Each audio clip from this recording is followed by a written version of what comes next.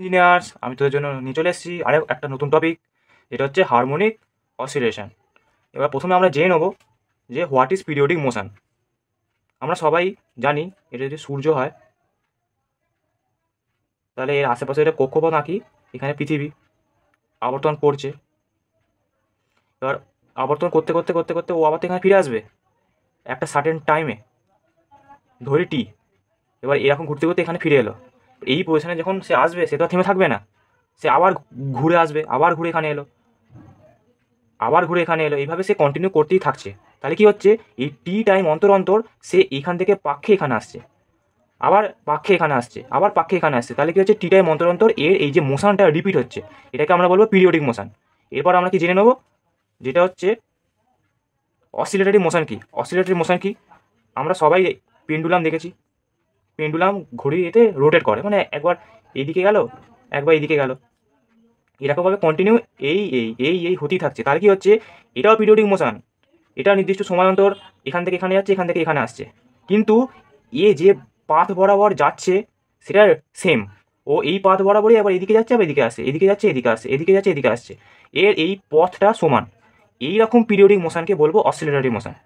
তারপর আমরা জেনে নেবো যে একটা জিনিস, যে every oscillatory motion is periodic motion, but every periodic motion is oscillatory motion is not, হবে প্রিন্টিং মিস্টেক আছে।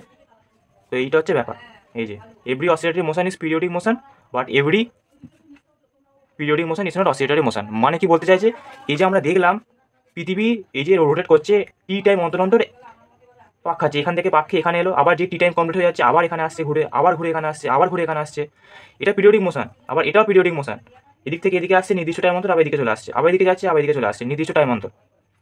কিন্তু এর এই পার্টটা রোটেট করছে, এ কিন্তু রোটেট করছে না, তাই এটা পিরিয়ডিক মোশন, কিন্তু এটাও পিরিয়ডিক, কিন্তু এটা অসিলেশন।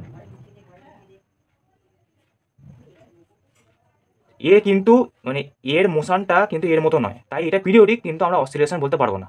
এবারে টাইপগুলো দেখে নেবো। এর টাইপ হচ্ছে simple harmonic oscillation, damped harmonic oscillation আর ফোর্সড অসিলেশন। এবার আরেকটা যে জানা বাকি আছে, যে আমরা যে বলছি এখানে হারমোনিক, হারমোনিক, এই হারমোনিক মানে কি?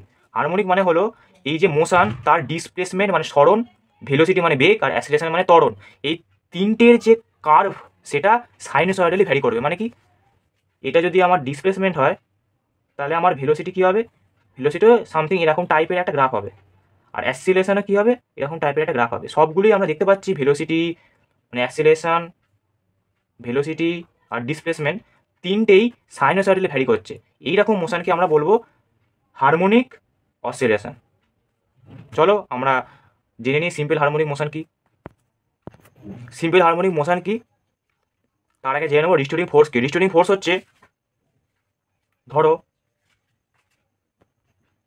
এই দেখো এখানে স্প্রিং আছে আর এখানে একটা ব্লক আটকানো আছে, এটা হচ্ছে মিন পজিশন, মানে এই পজিশনে প্রথম অবস্থায় আছে x=0। তারপরে পজিশন কি দেখতে পাচ্ছ, যে এই 0 থেকে বেড়ে x1 এসছে, মানে আমরা এই স্প্রিংটাকে ধরে টেনেছি। এবার স্প্রিংটাকে ধরে টানলে তোমরা অনুভব করতে পারবে, যদি এমনি ইমাজিন করো, যখন তুমি টানবে স্প্রিংটাকে এদিকে, একটা ফোর্স তুমি অনুভব করতে পারবে যে এইদিকে কাজ করছে। এই ফোর্সটা চাইছে যে আগের অবস্থায় ফিরে যেতে। তাহলে কি তুমি টানছো এদিকে, কিন্তু ফোর্স কাজ করছে এদিকে। আবার যখন তুমি কম্প্রেস করবে, মানে যখন এই মিন পজিশনের থেকে আগে নিয়ে যাবে এরকম কম্প্রেস করে, তখন কি অনুভব করবে, দেখবে একটা ফোর্স চাইছে আগের পজিশনে নিয়ে যেতে, মানে তুমি ফোর্স দিচ্ছ এদিকে আর ওই ফোর্সটা কাজ করছে এদিকে। এই যে ফোর্সটা দেখতে পাচ্ছি যে সবসময় অপোজিট দিকে কাজ করছে, যেদিকে ফোর্স দিচ্ছি মিন পজিশনে নিয়ে যাওয়ার জন্য এই ব্লকটাকে, সেই ফোর্সটা হচ্ছে রিস্টোরিং ফোর্স। ওই জন্য লেখা আছে যে F proportional to minus S. Minus S কেন, সবসময় তুমি যেদিকে নিয়ে যেতে চাইছো তার অপর দিকে কাজ করছে।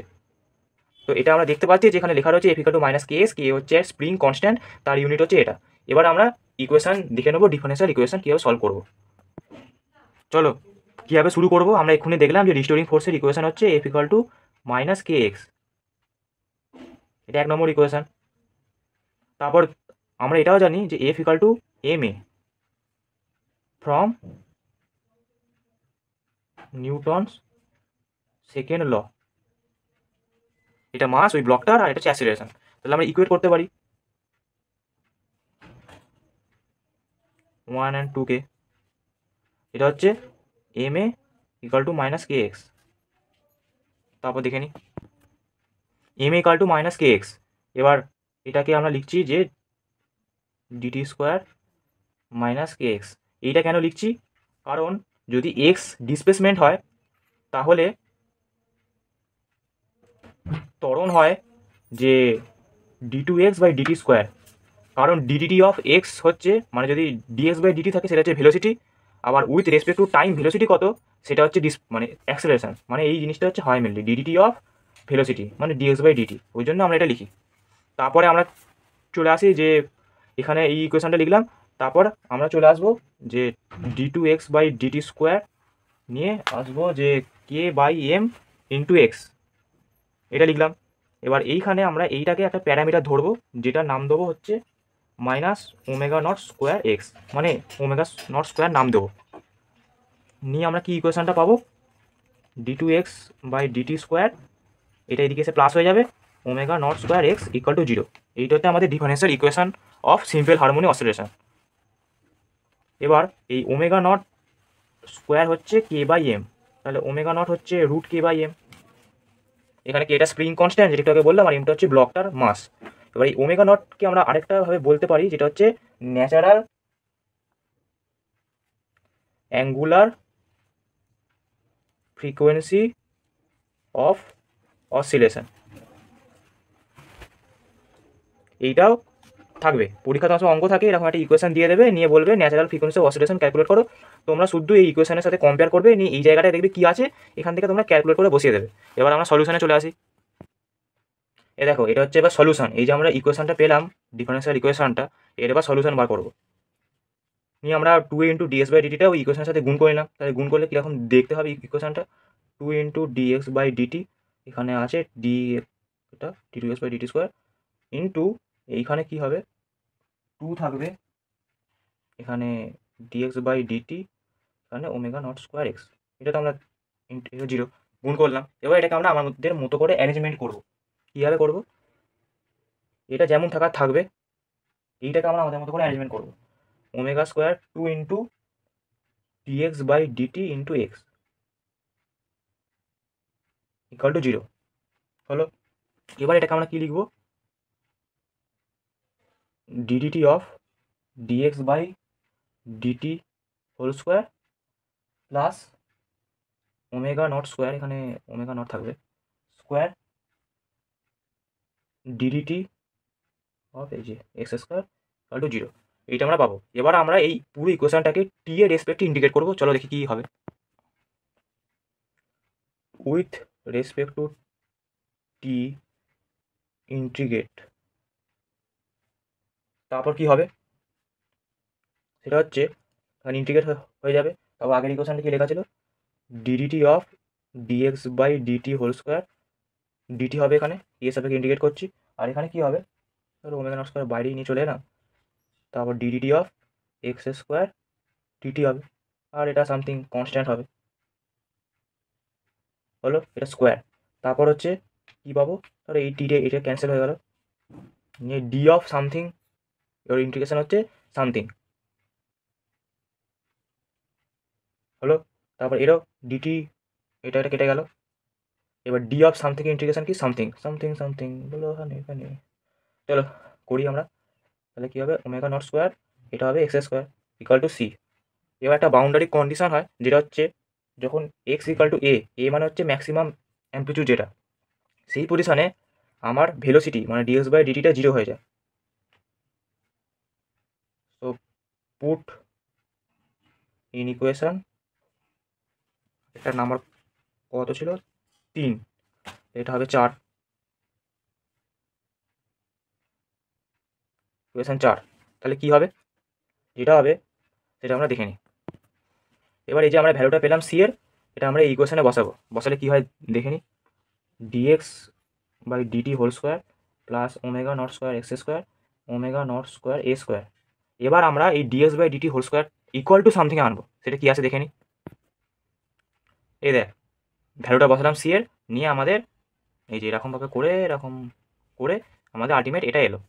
এবার আমরা কি করব, ডিএক্স বাই এই টার্মটাকে নিচে আনবো, এ স্কোয়ার মাইনাস এক্স স্কোয়ার, আর এই পার্টটাকে ওপর নিয়ে চলে যাবো ওমেগা নট ডিটি হলো। এবার ইন্টিগ্রেট করবো বোথ সাইড, তাহলে কি পাবো, নর্মাল যদি ইন্টিগ্রেট করি,